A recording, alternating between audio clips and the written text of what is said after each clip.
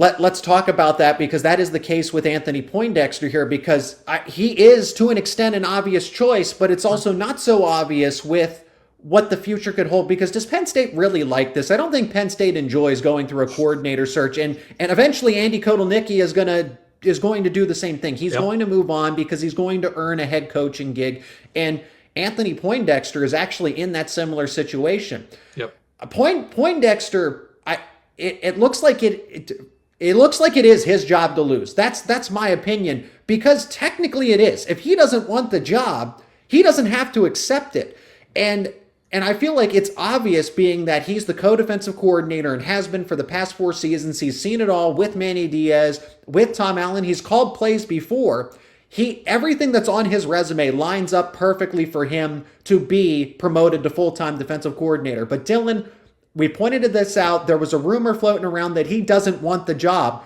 But what if that is actually the case? What if he does not want the job because he is waiting for that head coaching job to open up at his alma mater again at Virginia, because he was so close to getting it the first time? For whatever reason, it didn't work out. They went with Tony Elliott. Well, hey, Virginia, you made the wrong choice. You should have went with Anthony Poindexter. Thank goodness you didn't, because Penn State's benefited from having him on staff as the safeties coach, as the co-DC.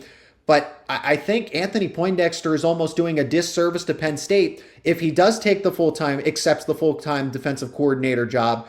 UVA opens up, and what is he supposed to do? Well, I'm a man of my word. I pass up coaching my alma mater again and leading the program where I am a legend. I think that's too difficult, and it's almost like Poindexter is doing the right thing by hypothetically passing up on Penn State's defensive coordinator spot.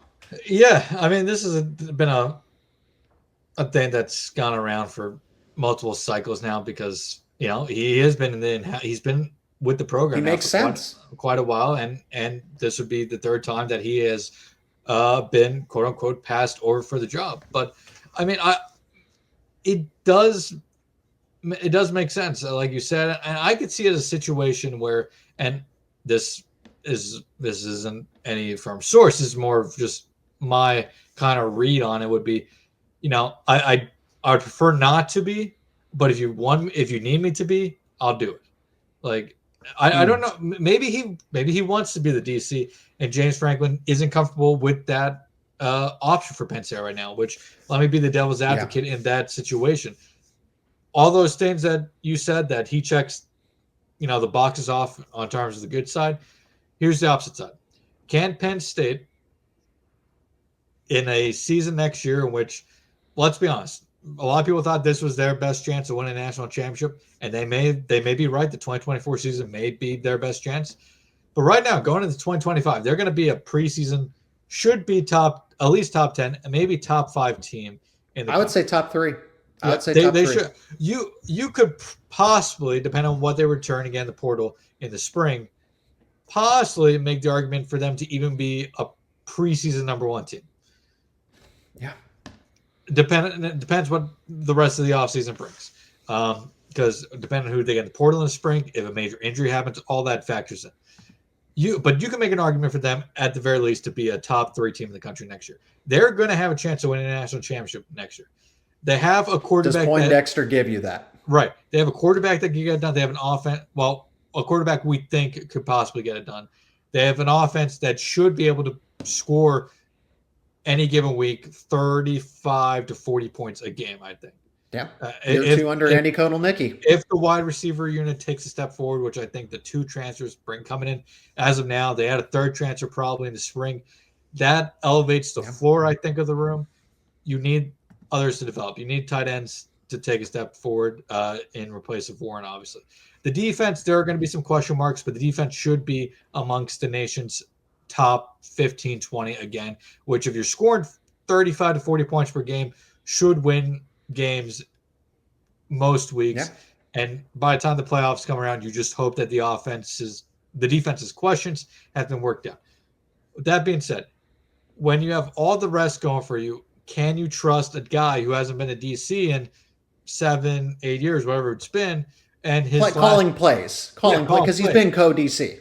Yeah, he's been co-DC, but he hasn't been calling the plays. And when he was calling the plays in 2 of your bowl games, the results were quite mixed. And the last time he called plays on a full-time basis, he had, albeit it's UConn, 2 okay seasons and 1 really good season.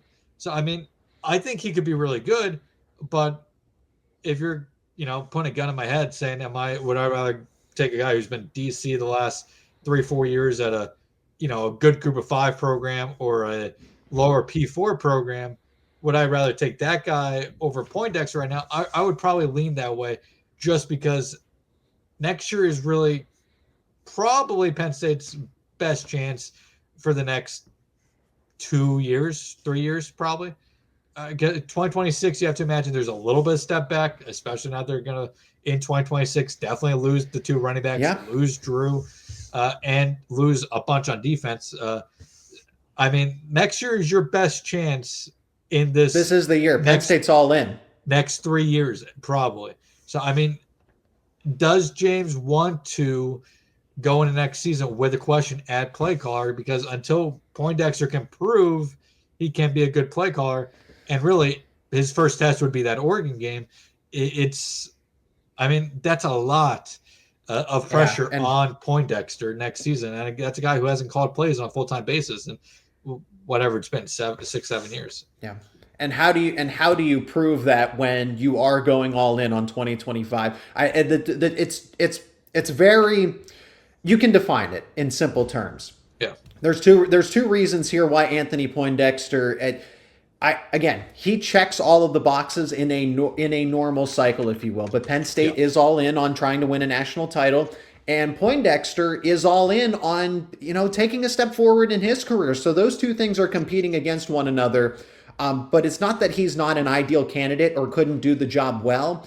But like you said, do you really want to take the risk that he is the surefire play caller when you don't know because of what he's shown you in? And I don't hold that against him. I think Anthony Poindexter would be a fine full-time play caller, full DC, however you want to frame it. I think he is the right choice under different circumstances if the UVA job at his alma mater wasn't getting ready to open back up. Right. If this was something, if you could let him settle in for 3 to 4 years, he would be the guy. And then they think about this. They also need a linebackers coach. Poindexter would probably be the full DC/safeties coach. And then I think the simple solution there is you just promote Dan Connor from defensive analyst to linebackers coach. And Dan Connor, for more or less, has been coaching the linebackers for quite a while at this point too. Yeah. So I mean, no matter what his, you go to Penn State, go psu.sports.com, whatever it is, you look at his title may say analyst right now, but in reality, he's basically been the linebackers coach now for quite a while, which another reason that, Tom Allen stuff, while a little bit surprising, also not too surprising.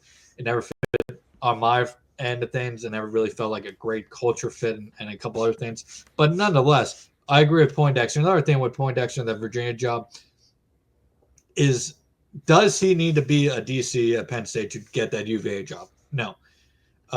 If he doesn't get the UAV job this time around, maybe he starts looking at the NFL as the next place to elevate his career. He could be Terry Smith and just, be cool with coaching at Penn State until whenever. He could be Terry Smith. He could be Sider in that aspect. I think Sider has at this point earned that type of, in the same breath as Terry Smith in that consideration. Feels like they all are. Yeah. Other than Andy Kotelnicki. I mean, the guys that have been with Penn position State, coaches. It's J1 Sider, it's Phil Troutwine, it's Terry Smith, it's Anthony Poindexter. All of these guys kind of fit in it. Eventually, Deion Barnes is going to be that. Ty Howell, this whole cluster of position coaches kind of all fit into the same category of they can stay at Penn State and still continue just to develop personally, but they don't have to take another job just to take another job.